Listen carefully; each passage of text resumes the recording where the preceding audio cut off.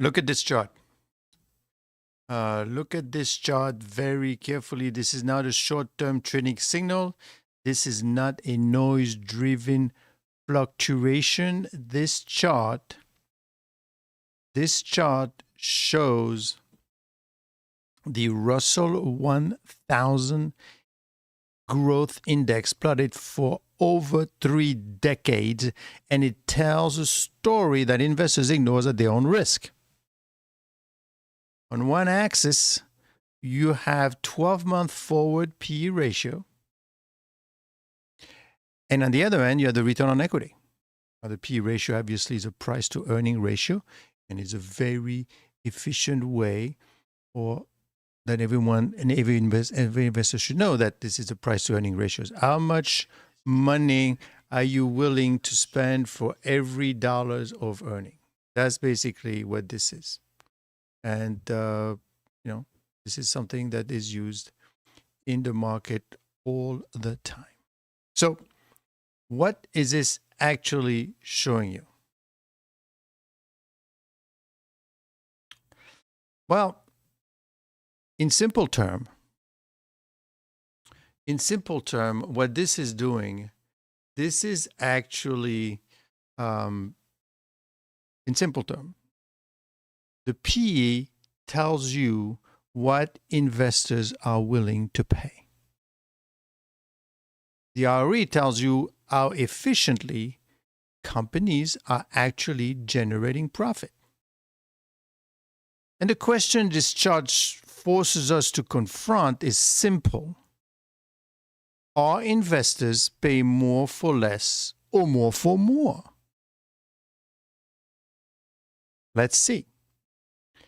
So let's start on the left side of the chart. And in the late 1990s, as you could see, dot-com era, obviously, notice the green line. Forward P explodes to 47 times earnings. This is not optimism. This is not growth. This is speculation unheated from reality. Simple as that. Now look at the ROE. As you could see, the ROE, was elevated, yes, but nowhere near enough to justify 45 plus multiple. So what happens next? You already know the answer. Valuations collapsed. Growth stocks underperformed for over a decade. Capital was destroyed. Not because companies vanished, but because prices were insane. This chart is your reminder that high growth narratives do not protect you from valuation gravity. Now, look at what happens after the bubble bursts. PE ratios compressed brutally, obviously. Forward multiples falls into the low teens. But there is the critical point most investors miss. ROE remains stable. Companies did not suddenly become bad businesses. They simply became properly priced businesses. Right? This is what's important in that green line that you're seeing. The business is still making the same amount of money. It's just that going forward, we decide to price them more. We are willing to spend more and more and more for the same dollar of earnings.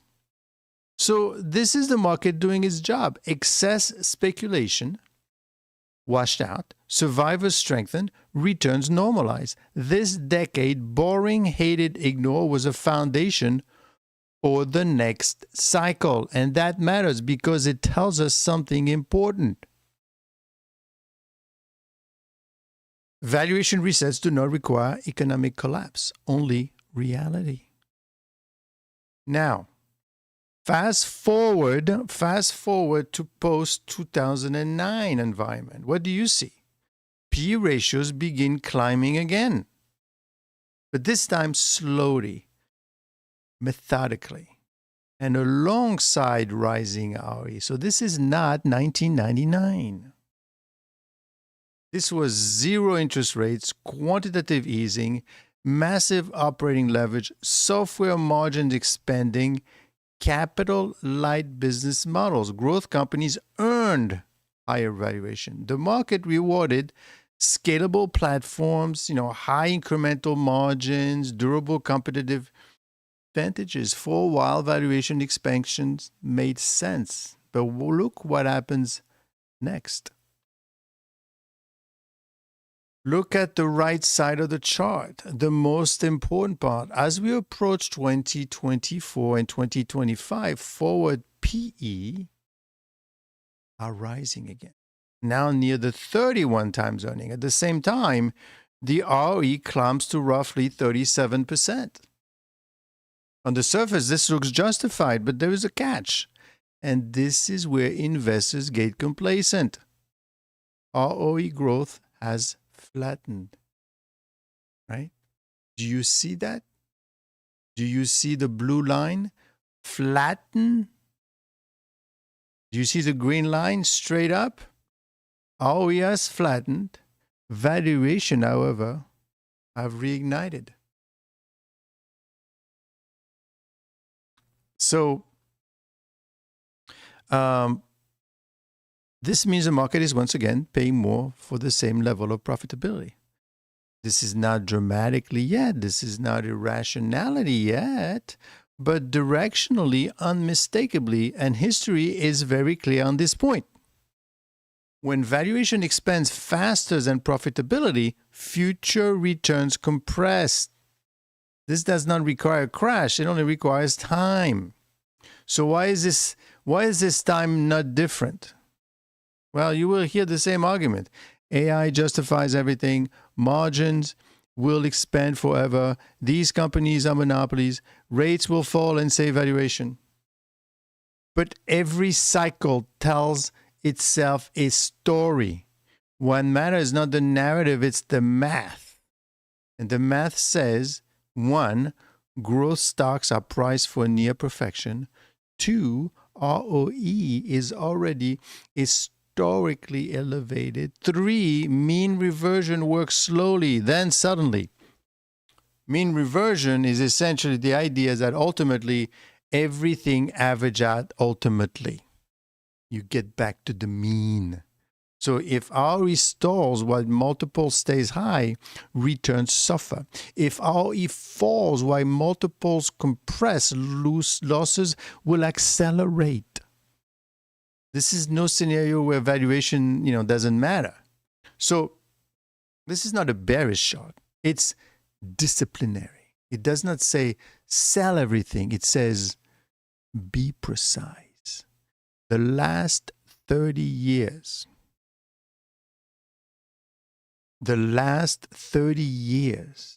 tells us one lesson over and over again.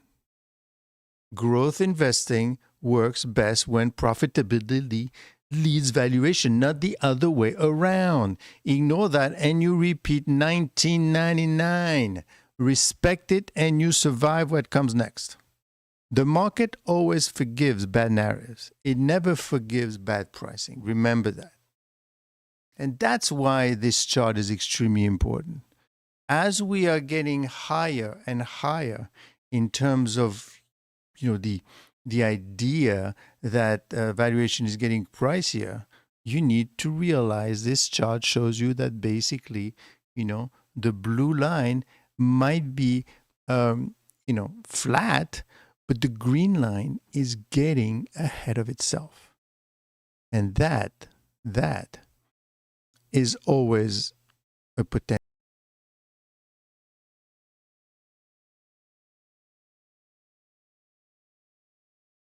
This is a 30-plus year record of capital miscalculation. A slow-motion distortion on how market price risk, growth, and reality itself. What you're seeing here is the price-to-book ratio of value stocks relative to growth stocks inside the Russell 2000, the Russell 1000. And the message is brutal.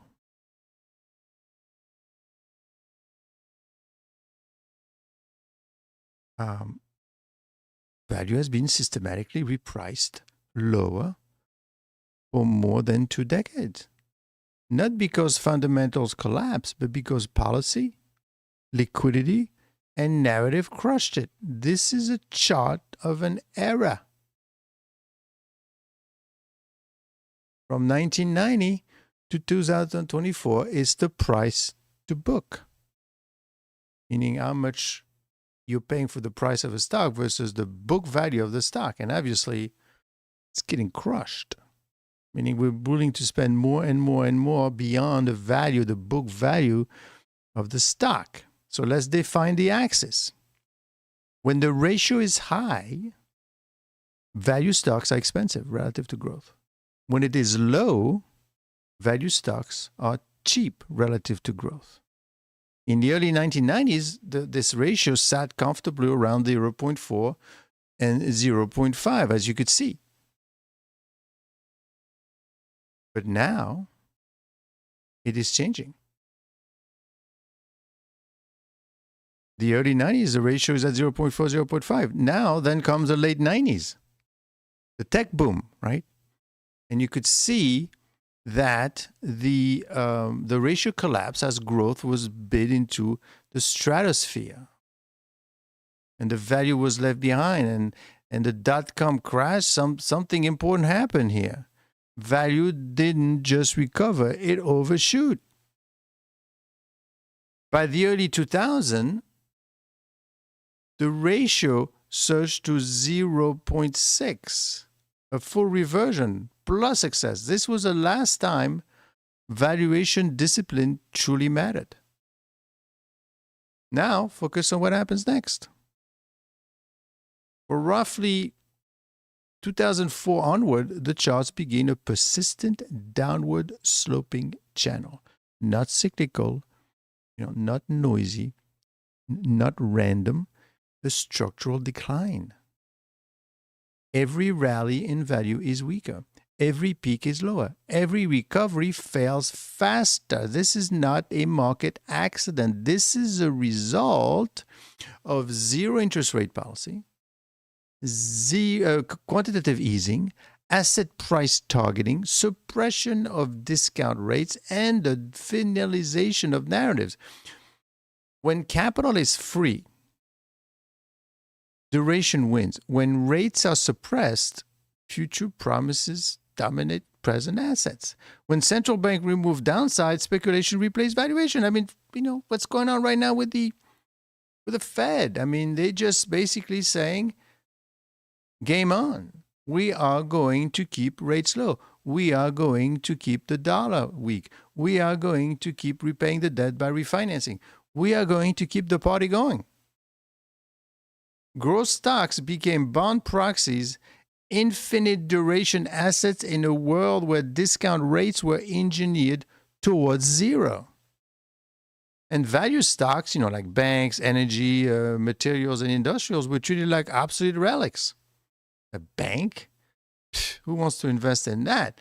And then the reason price to book matters, right? Why does it matter so much? Well, book value represents tangible capital, accumulated profits, infrastructures, and real assets. So when the price to book collapses, you are paying almost nothing for replacement cost. You are ignoring the balance sheets. You are assuming assets never matter again, and the assumption that only being true under one condition: artificially low interest rate. The chart is effectively a shadow yield curve. As rates fall, growth is being bid up. As liquidity expanded, valuation discipline evaporated. And the market learned one dangerous lesson. You don't need cash flow, you just need a story. At the end of the day, security analysis is about telling a story. What's going on? For example, what's the story about Tesla? Well, Tesla is going to make robots. Tesla is an AI company. Wow, okay, let's pay 150 times P ratio for Tesla. Does this make any sense? Central banks stepped in as permanent buyers of duration. Risk premia was compressed, volatility was suppressed, capital was herded into the same narrow trades, and mega cap growth. Platform monopolies, intangibles, heavy balance sheet. By the late 2010, as you could see, the ratio was approaching 0.25. That means growth stocks were trading 4 times the price to book multiple of value, and markets treated as normal. This is not normal. This is policy autocraft. Then came 2020. Remember 2020?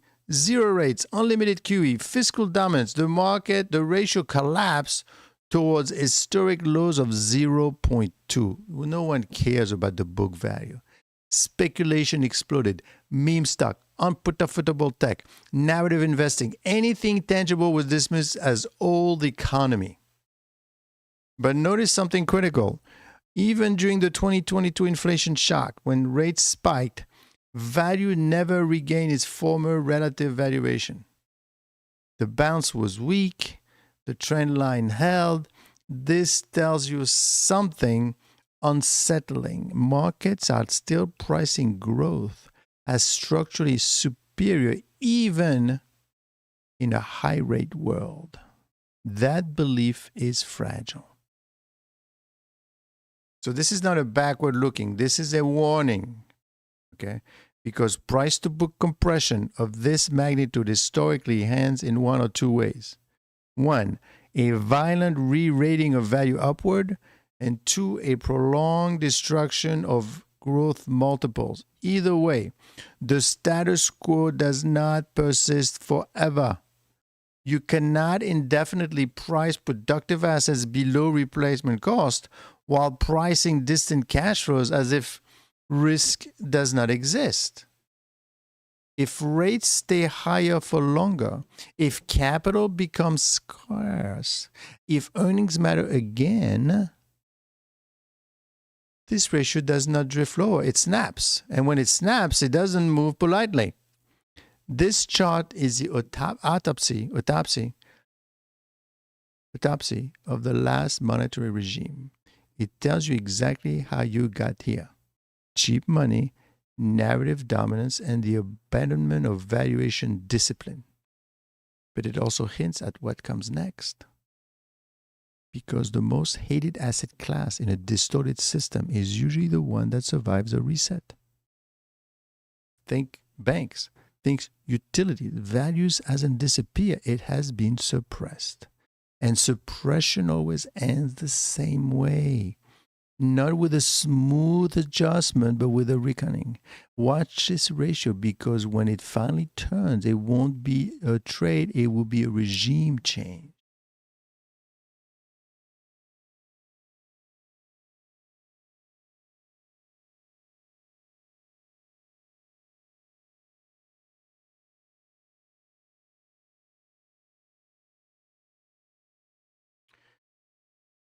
If you take a look at this, it tells a story Wall Street does not want retail investors to fully understand.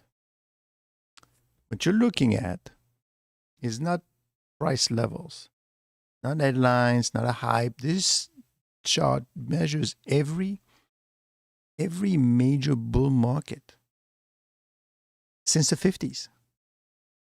Right? All indexed at 100 at the start, and then track day by day to see how they compare. Same start line, same benchmark, same rules. And right now, the red line is at the bottom, and that's us. That's us right now. Okay, October 2022 to today, because that's basically since that's when this bull market started. So the question is not whether markets go up over time. The question is, what kind of bull market are we actually in? And most importantly, how does it end? So first, let's be precise. This chart measures two things simultaneously. Length, how long a bull market lasts. And two, strength, how much total return it delivers over time. Every lines begin at 100, okay? So we're measuring all of them separately. Even move higher, every move higher is basically a cumulative gain. No dividend reinvestment tricks, no leverage, no survivor bias, none of that stuff. So just raw material. And that is important. So what are we looking at? Well, basically, bull markets are not created equal. Some burn out hot and die young. Some grind higher for years. Some deliver massive upside and then give it all back. History does not rhyme neatly here. So let's talk about the famous one. Look at the 1982 to 1987. A monster rally of inflation-crushed valuation. You see that one?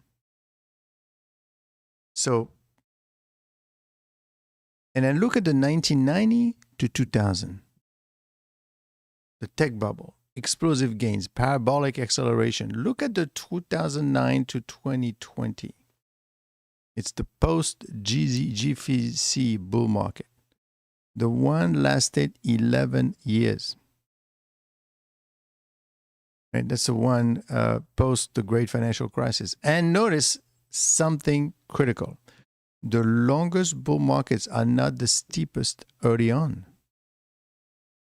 They start quietly, they look boring, they feel underwhelming until they don't. And that's my point all along, is the least you hear about it, the better off you're going to be. The more people say, oh, the market is going up, the market is going great, nothing could go wrong, you worry about that. But when they don't talk about it, when they say, oh, we're overvalued, which is kind of what we're saying right now, then you're kind of safe for the time being. The most dangerous bull markets are not the one people stop questioning. The most dangerous bull markets are the ones people stop questioning. That is something that I tell my subscribers all the time, and my Patreon members as well. Watch when they don't talk about the risk anymore. So now let's talk about this cycle, the red line. October 2022 onward. So what's striking is not how high it is. What's striking is how fast confidence returned. The bull market did not emerge from a banking system collapse, mass bankruptcies, forced deleveraging, system balance sheet repair. It emerged from the fastest hike in 40 years, the most inverted yield curve since VOCA. Persistent inflation above target, exploding federal deficit, and a Fed that paused but never actually loosened. That is historically unusual. Past bull markets were born from relief. This one was born from denial. That's the interesting part about that.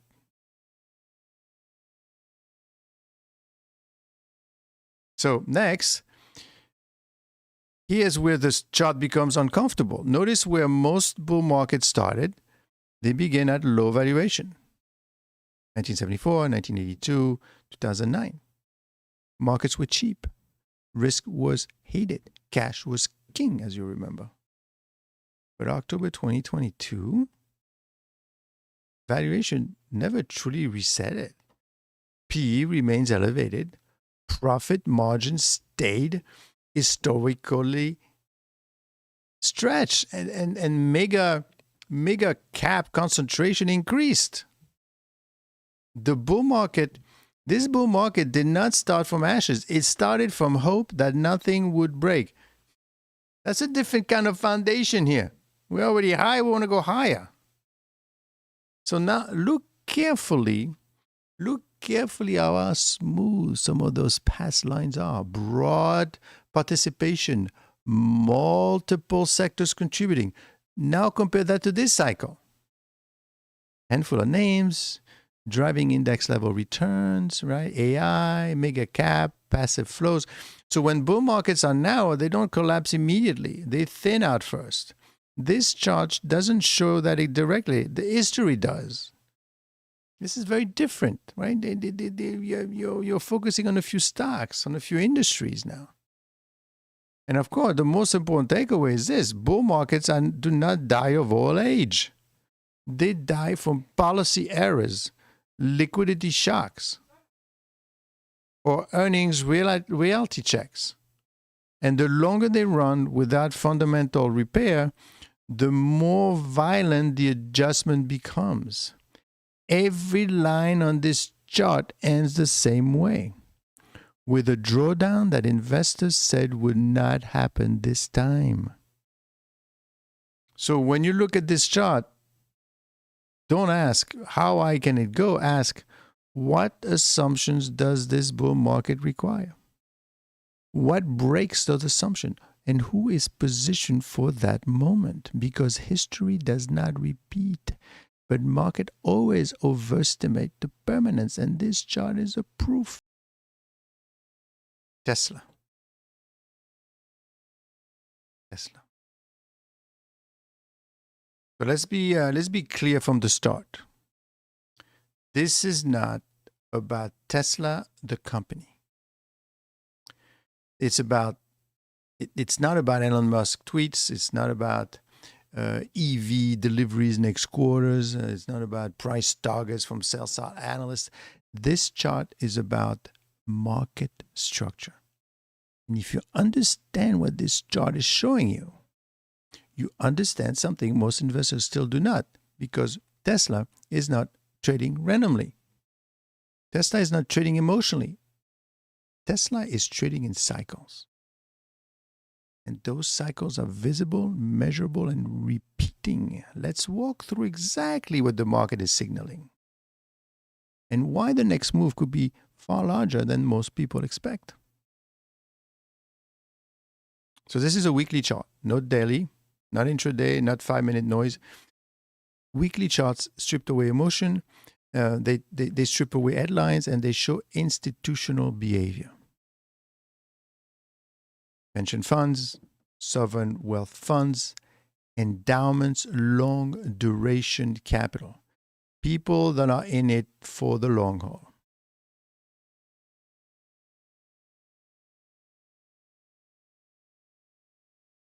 Weekly charts are where real money leaves footprints. And in this weekly Tesla chart, it's going to show you footprints that are unmistakable. Look closely at what Tesla has done repeatedly. You see it here and here, you see it here and here and here. Look what's happening, right? Large rounded bases, extended period of consolidation, then sharp, violent breakouts. Higher, obviously. This is not random, right? This is a classic accumulation behavior. Institutions do not chase price. They accumulate during boredom. They buy when retail people like you loses interest, and they buy when volatility collapses. And then when supply is exhausted, price explodes. This is exactly what this chart is showing you. And it's a great chart if you think about it. Now let's talk about the horizontal line. These are not trend lines. They are not moving averages. They are market memory levels. Every major breakout in Tesla begins the same way. First, you build a base, you test resistance repeatedly, and you finally breaks above it and never looks back. Look at the first base, breakout. Measured, move higher. Look at the second base, breakout. Measure, moves higher. Look at the third base, breakout, measured, move higher. This is textbook price discovery. And price discovery is where valuation stops mattering. Now focus on the right side of the chart. Tesla spent months, not days, not weeks, months building a base, right? A deep, rounded structure, multiple failed breakdown, strong downside rejection. That tells you something critical. Sellers are exhausted. If sellers had control, prices would not stabilize. It would cascade lower. Instead, price held. Volatility compressed. Volume dried up. This is accumulation. And then the breakout. Now, let's address the number everyone is focused on, 520. This is not random upside target. This is not wishful thinking. What is that? This is a measured move. Market moves in symmetry. When price breaks out of a base, the most common move is base depth, added to the breakout level. This is exactly what this chart is illustrating. Same math, same structure, same behavior. And then the market has already confirmed the breakout. So why is Tesla a liquidity stock? Here's the best part. This is a part most investors miss. Tesla is not trading purely on fundamentals. Tesla is trading as a liquidity proxy. When liquidity expands, Tesla outperforms. Tesla leads. Tesla overshoots. When liquidity contracts, Tesla underperforms. Tesla corrects violently. Tesla resets expectation. This is not opinion. This is not an opinion. This is observable. Tesla is long duration, high beta, narrative driven, momentum sensitive. That makes it extremely responsive to financial conditions. So what does this matter micro-wise, right? Well, we're in a market environment where rate cuts are being discussed, liquidity expectations are shifting, and risk appetite is creeping back.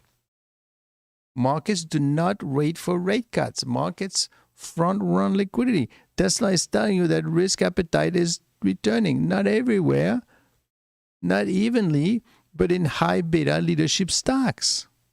This is when people get destroyed. This is Tesla at 400 plus. They say, oh, it's too late, it's already run. That thinking is exactly why institutions wins all the time. Breakouts are not tops. Breakouts are beginnings. Most of Tesla historical gains has happened after it felt expensive, after it broke resistance, after skepticism peaked. Price do not move because it is cheap. Price moves because supply disappears. So notice something else. Volatility collapsed during the base. Weekly ranges tightened, right? This is not a weakness. This is energy being stored. Markets move from compression to expansion. The chart is transitioning into expansion. So why this is not a straight line? Well, let's be realistic. Tesla will not go straight to 520. There will be pullback, shakeouts, false breakout and all that. But ultimately, looks like the next move is up. Take a look at the recent, maybe it's time to put on some short-dated call options. Now, what would invalidate this setup? Well, this is critical. Every thesis needs invalidation. Well, this could set up if Tesla loses the breakout level decisively, weekly closes fall back into the base, momentum completely unwinds, and absent that, the trend is intact. So why this Tesla matters beyond Tesla? Tesla is not just Tesla. Tesla is a signal. When Tesla breaks out, growth sentiment improves, risk curves steepen, capital rotates towards momentum. Watch what happens next with semiconductors, AI infrastructure, high beta tech. Tesla often leads, not follows.